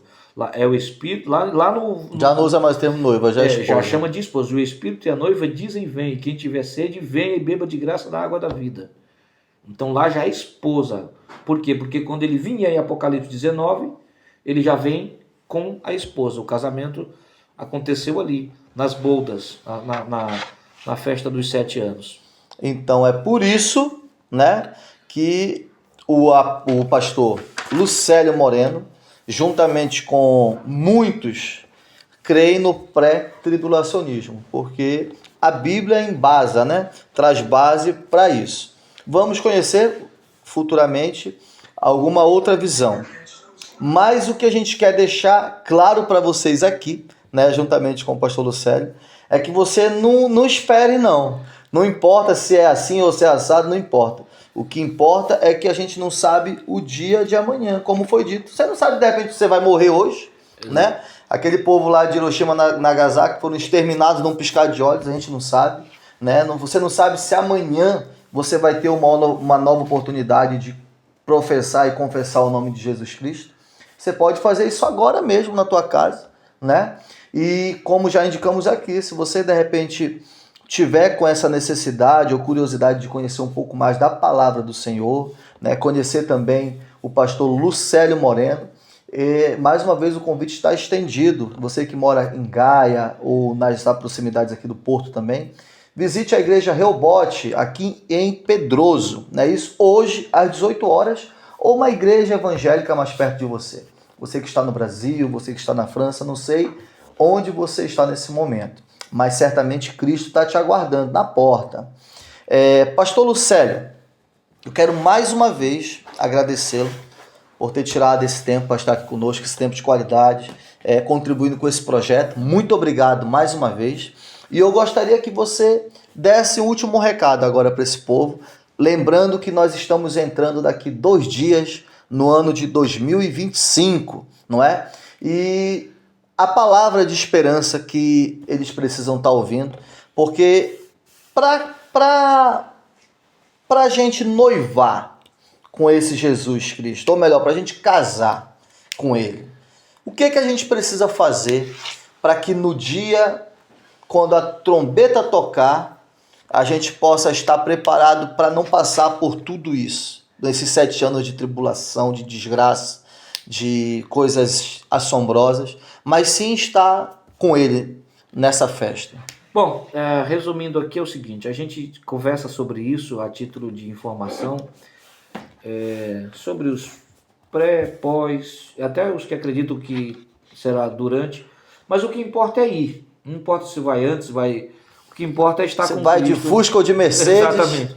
Não importa se você, eu creio que vai antes, eu creio que vai depois, eu creio que vai durante, o que importa é que você creia que Jesus está voltando para buscar a sua igreja e você fará parte dessa igreja que será arrebatada. Como nós estamos começando um novo ano, daqui a 2 dias, eu quero que você tenha isso no seu coração. O que mais importa e o que de fato é verdade é que nós precisamos de Jesus nas nossas vidas. Jesus é a única solução plausível para os problemas da humanidade e para os seus próprios problemas. Jesus, ele é o único caminho que pode conduzir você até Deus. E como descobriu Lutero e criou esse grande movimento protestante, tudo que você precisa fazer é crer que ele é o Filho de Deus enviado à terra, que morreu para pagar o preço pelos seus pecados, mas ao 3º dia ele ressuscitou, e Paulo diz assim, que o mesmo Espírito que dos mortos ressuscitou a Jesus Cristo, falando acerca do Espírito Santo, também vos vivificará a vós. Amém. Nesse ano de 2025, que você possa encontrar Jesus, que você possa encontrar esperança, que você possa saber que ainda que tudo pareça perdido para você, Jesus é a solução que você precisa. Deus abençoe. Aleluia. Se você não entendeu nada de 1 hora de programa, se você entendeu esses últimos 3 minutos, já estamos satisfeitos. Tá, não é, pastor Lucélio? Mas certamente você entendeu, porque a palavra aqui foi muito bem explicada. Desculpa se eu interrompi, porque são dúvidas que não só eu tenho, mas quem está nos assistindo também. Tá bem, pastor Lucélio? Obrigado pela sua participação conosco. Dominical Cast vai ficando por aqui, mas do ano que vem, domingo que vem, estaremos novamente aqui nesse projeto para levar a você informação e, acima de tudo, Jesus Cristo de Nazaré. Até domingo que vem. Um forte abraço.